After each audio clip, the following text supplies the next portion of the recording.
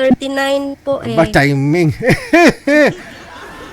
Familiar ka naman sa pangalan na Rio? Opo, opo. Kilala mo si Rio? Hindi. No, no, no, no, Ah, hindi po. hindi. Gusto mo makilala? Yes po, yes po. Okay. O yan, interesado na. Manager, pa-reach out, patawag ng kay Rio. Rio? Ilang taon po ulit, ma'am? Pasensya ka na, makalimutin na ako. 39 po. 39 years old. Wala pa po kayong naging Opo. asawa? Meron po. Ilan na? Ilan na? Pangalawa po itong kausap ko. Magiging pangalawang asawa mo. Sana. Meron po isa pero hiwalay po. Ba't ho kayo naghiwalay ng asawa mo?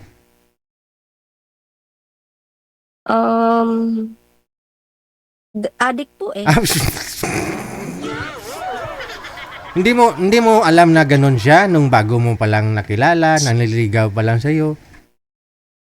Hindi po. Kasi po LDR po kami eh.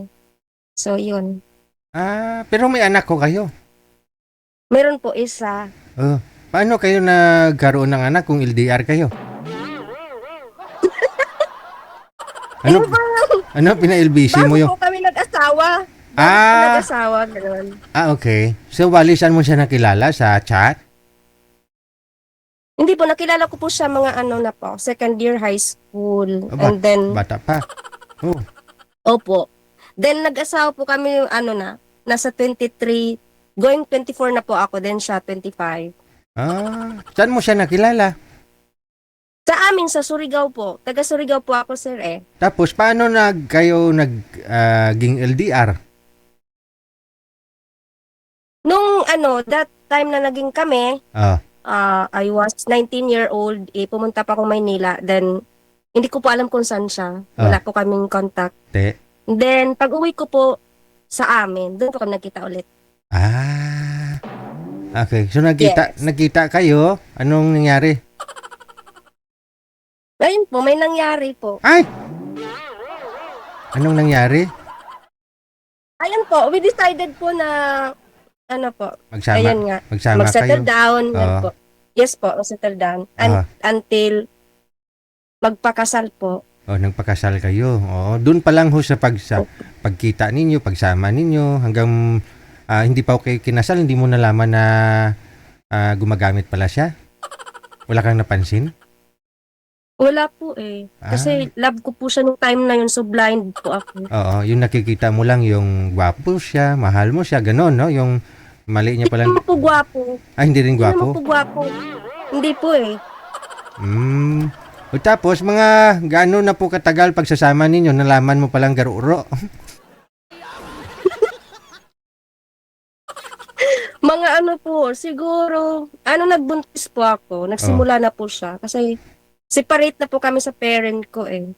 Ayun po, nagbago po siya, ganun. Okay. Nung nagsama na pala kayo, saka siya nagbago? Opo. Dati hindi naman pala siya ganun dati? Hindi po siya ganun.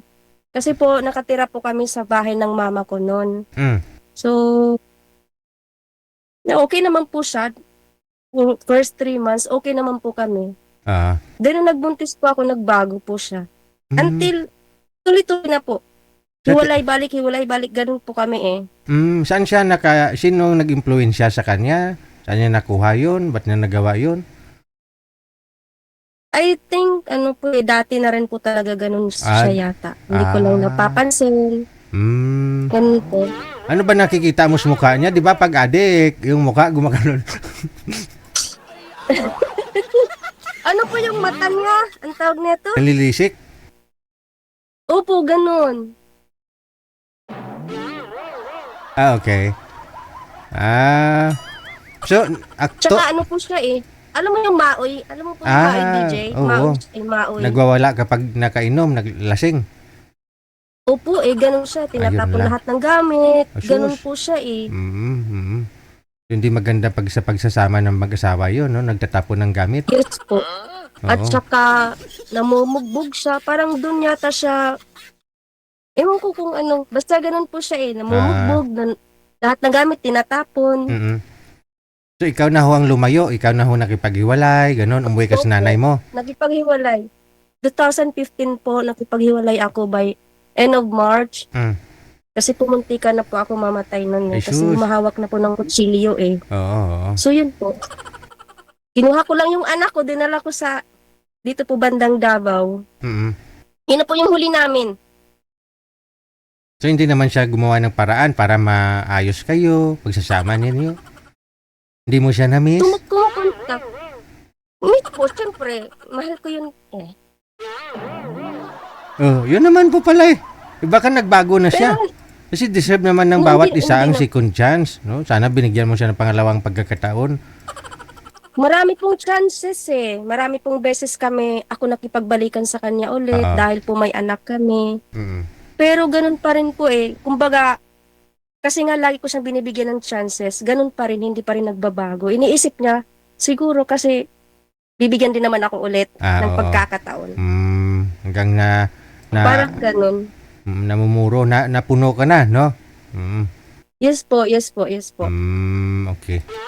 Ngayon, saan ka po kasalukuyan? Andito po ako sa UAE, specifically Dubai. Sa Dubai. Oh, sa ngayon, Opo. ano pong balak mo sa buhay mo? Magkaroon po man ng tagalambing. Diyan sa Dubai, di po kayo nakahanap? Ayoko po dito, lalo na mga Pinoy, ayoko rin po dito kasi puro manluloko din naman. Hala, grabe naman. Mabuti na yung nasa Pilipinas. Paano ka nakakasigurado na mas mabuti yung nasa Pilipinas? Mas maigi. Mas maigi po yan kasi magkalayo po eh. Kasi kapag nagkasama kayo dito, since marami din naman dito, alam nyo na, marami din naman po dito. So, hindi mo rin masisiguro kahit magkasama kayo eh. Oo. Baka kung magkasama kayo, buntis ka na. Gusto ko nga po, DJ, hindi man ako nabubuntis eh. Timing talaga. Rio, ito na. Kasi may lalaki po talaga na gustong magkaroon na ho talaga ng pamilya, anak, mami. No? Mga 35, 34, ma'am, okay na ho sa'yo yun? 33? O sige po, okay na po yun. Binata. Lalaki na po siya, lalaki na po yan. Sige. Saglit lang ha, saglit lang ho. Babalik po ako, ma'am, ha? Sige po, sige po. Okay, sige.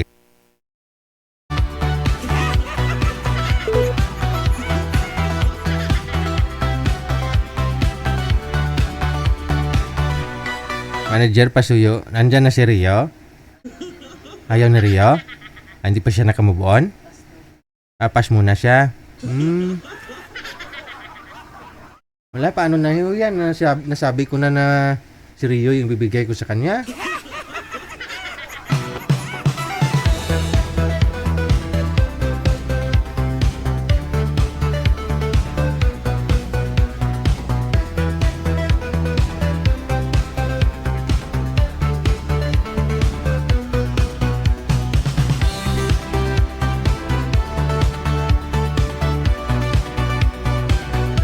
Saglit lang ho, saglit lang ha.